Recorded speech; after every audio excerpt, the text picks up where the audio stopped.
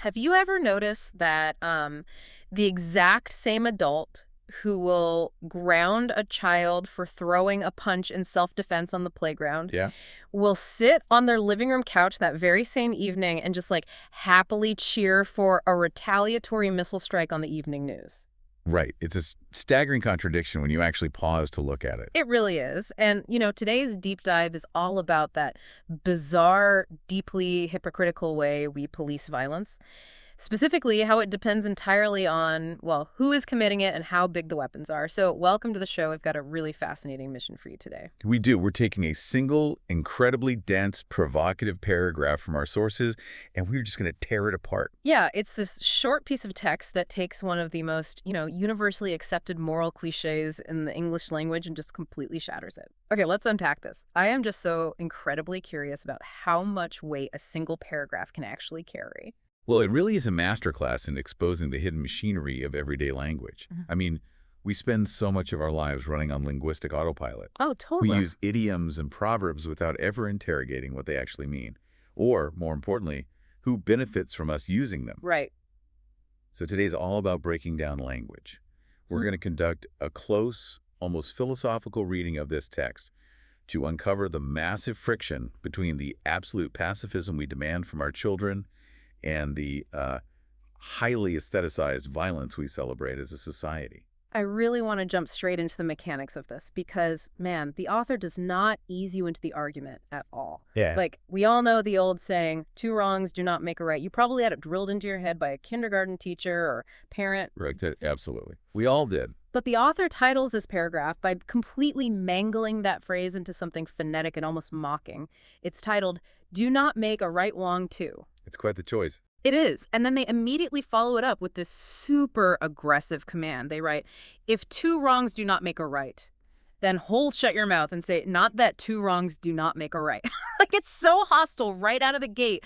Why is the author coming out swinging like this at a completely harmless proverb? Well, the hostility is entirely intentional because the author doesn't believe the saying is harmless at all. Let's look at the psychology of what's happening with that mangled title, Wong 2. Okay. In linguistics, there's a concept known as semantic satiation. It's when you repeat a word so many times, it temporarily loses its meaning and just becomes a sound. Oh, right. Like when you say the word bowl 20 times and it just sounds like nonsense. Exactly. The author is essentially forcing that experience on you immediately. By scrambling a familiar cliche into a nonsense phonetic string, they are intentionally breaking your cognitive autopilot. That makes total sense. It's like a speed bump for your brain. Because if they just wrote the phrase normally, my eyes would just glaze right over it. Precisely. Cliches exist to reduce cognitive load. They are mental shortcuts. But the author wants to strip away the unearned, ancestral authority of this proverb. They're forcing you to stop, stumble over the letters, and look at the phrase as a mere collection of sounds rather than, like, profound wisdom. Wow. What's fascinating here is how the author justifies that aggressive hold shut your mouth command. They classify the saying as a picturesque commonplace. A picturesque commonplace. I actually love that phrasing. It's great, isn't it? It really is. To me, it basically means something that looks great embroidered on a throw pillow, but is completely devoid of actual moral substance. It's like a faded bumper sticker, something we just say on autopilot without thinking about what it actually means. That is exactly the utility of a commonplace. It's an aesthetically pleasing platitude. But the author's critique goes much deeper than just calling it unoriginal. How so? The text is arguing that this pretty phrase is actually weaponized. It isn't used to impart deep ethical guidance. It's deployed specifically as a tool to silence people and bypass complex moral reality. Okay, but I have to play devil's advocate for a second here. If Yeah. we don't teach kids two wrongs don't make a right, doesn't the playground just devolve into, like, Lord of the Flies? That's the fear. Right. Isn't this cliche, however flawed or simplistic it might be, just a necessary tool for basic socialization? Like, we need kids to learn not to hit each other. That is the standard defense of the proverb. Absolutely. Yeah. But let's look at the specific scenario the author uses to ground this critique. Okay. The text describes this picturesque commonplace being spoken by an adult to, and I quote, the child who bloodied the nose of the original aggressor on the playground. Oh, wait, which completely changes the dynamic. That phrase, original aggressor, is the fulcrum of the whole paragraph. It is. The author is asking us to look at the power dynamic of the intervention, not just the rule itself. Yeah, because the child being scolded didn't even start the fight. They're just retaliating against the original bully. Right. When I read this, it felt like those zero-tolerance policies you see in schools today, where a kid gets punched, blocks the second punch, and then, both of them get suspended. It's incredibly unjust to the victim who fights back. And that gets to the core of your question about whether the cliché is necessary for socialization. At the individual level, society demands absolute pacifism in the face of aggression. Even when it's totally unfair. Exactly. The author is highlighting that the adult authority figure in this scenario isn't actually interested in justice. They're interested in order. Ah. Justice would require investigating the nuance, addressing the original aggressor, and acknowledging the victim's right to personal boundaries. But that is complicated. It's exhausting. And look at the visceral imagery the text uses of bloodied nose. It's a messy physical reality that adults try to tidy up with a neat, picturesque cliché. So the cliché is really just an administrative shortcut. Exactly. It's a form of verbal cleanup. By throwing a commonplace like a blanket over the situation, the adult flattens the moral landscape. They demand absolute pacifism from the victim because it resolves the immediate disruption. Wow. The rule isn't there to create a perfectly ethical child. It's there to create a convenient, quiet playground for the adult.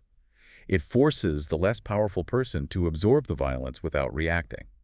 Man, that is bleak. Okay, so if we accept that self-defense is intensely policed and suppressed at the micro level of the playground, Yeah.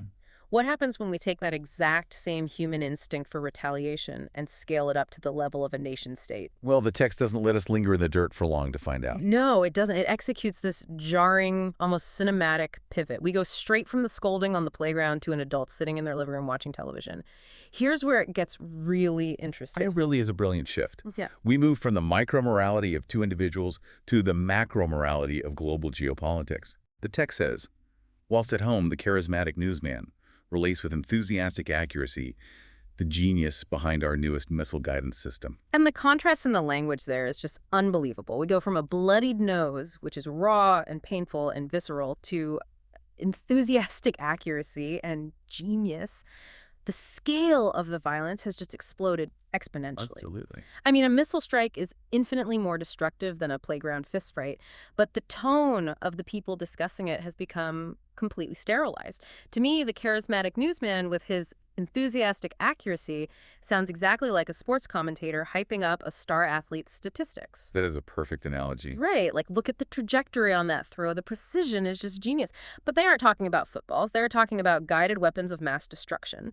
It completely detaches the viewer sitting on their comfortable couch from the actual violent reality of what a missile does. This raises an important question, though. How does the exact same society, and frankly, the exact same adults sitting in that living room, seamlessly transition from condemning a child's retaliatory violence to cheering for a nation's retaliatory violence? That is the million-dollar question. The text highlights the role of the charismatic newsman as the adult version of the playground monitor. But instead of scolding, the newsman is cheerleading. On the playground, the authority figure uses language to suppress retaliatory violence. On the evening news, the authority figure uses language to intellectualize and celebrate it. It's wild. And hey, just to interject quickly here, just for you listening, as we break this down, it's vital to note that we aren't using this source to take a stance on any actual military policies. Right, exactly. We're not saying national defense is inherently wrong or right. The author's target here isn't a specific geopolitical conflict. The target is the profound hypocrisy of the systemic framing. It's an exploration of how we use language and media to sanitize macro-violence while hyper-policing micro-violence. That is a crucial distinction to make. The text is critiquing the societal double standard. It's not writing a policy paper. It forces us to confront why the rule, two wrongs do not make a right, is selectively applied. We reserve that moral exclusively for the powerless, the child in the dirt. Yeah. We never apply it to the entity with the missile guidance system. Which leads us to the final brilliant twists in this paragraph. And this is the part that really made me stop and reread it a few times. We have the charismatic newsman praising the genius of this missile system, and then the text tells us exactly what this system is designed to do. Yes. It is aimed at, quote, stopping and eliminating backyard threats to our safety, security, and freedom. So what does this all mean? Look at that ironic use of the word backyard. It's the linchpin that locks the entire paragraph together. It really is, because using backyard threats, it loops the global missile strike right back to the scale of the playground. It's such a specific, almost folksy term to use when talking about global military strategy. Like, why use backyard? Why not say global threats or foreign adversaries? If we connect this to the bigger picture, it completes the author's final thesis. By framing global geopolitical targets as backyard threats, the text deliberately shrinks the scale of international warfare right back down to the childhood playground. A backyard is a child's domain. It is their home turf. Oh, wow. Wait, so the state is essentially stealing the child's justification for a fistfight. Precisely. The text synthesizes this devastating truth about how we view sovereignty. When a child defends their physical space, their literal backyard or playground, we tell them two wrongs don't make a right. We demand they turn the other cheek. We strip them of their sovereignty. Right. But when a powerful nation launches weapons of mass destruction to eliminate, quote, backyard threats, we don't call it a wrong at all. We just suddenly suffer from moral amnesia.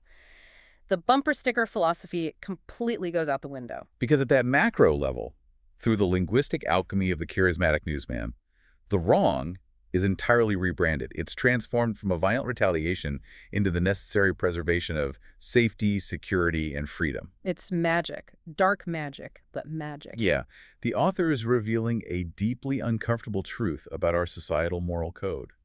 Adults don't actually believe that two wrongs don't make a right. We really don't. If we did, the newsman would be on television scolding the military the exact same way the monitor scolded the kid. Exactly. We don't believe the proverb. What we actually believe is that if you possess enough technological superiority, if your violence is executed on a grand enough scale, and if you have a charismatic enough spokesperson to frame it on the evening news, your wrong magically becomes a right. So it basically all comes down to power and PR.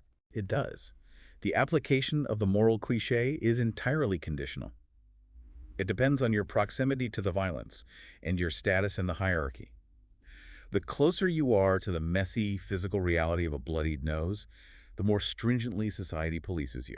And the further away you are. The further away you are, sitting in a living room insulated by technological jargon, the more society celebrates the violence. Man, it is just a staggering amount of insight packed into one single aggressive paragraph. It really is. I mean, just think about the journey we just took you on through this text. We started with a deliberately scrambled, mocked moral cliche, trying to figure out why the author was demanding we hold shut our mouths. Right. Then we went down into the dirt of a playground fistfight to see how adults use neat little phrases to demand pacifism from victims, simply to maintain their own convenient order. And from there, we walked into the glowing light of a living room to watch the evening news, where we uncovered the deep, unsettling hypocrisy in how society judges violence depending on the scale and who is committing it. It forces you to completely rethink how you engage with everyday idioms. A picturesque commonplace isn't just a harmless observation, it is actively doing the hidden work of enforcing a power hierarchy. And that is the ultimate value of dissecting text like this. Once you recognize that the adult on the playground is prioritizing quiet over justice, you can't hear two wrongs don't make a right without questioning the motive behind it. Absolutely. So we want to leave you with this final thought to mull over today. The next time you find yourself or someone around you casually repeating a neat moral cliche, a picturesque commonplace, take a step back from the autopilot of the conversation. Ask yourself, who is this rule actually meant to control right now? And more importantly, who in our society has given themselves a free pass to break it? Because the rules of human morality aren't like the laws of physics. They are entirely dependent on who is writing the textbook and who is holding the microphone. So well said. Thank you for joining us and for taking this deep dive into the nuances of language and morality with us. We'll see you next time.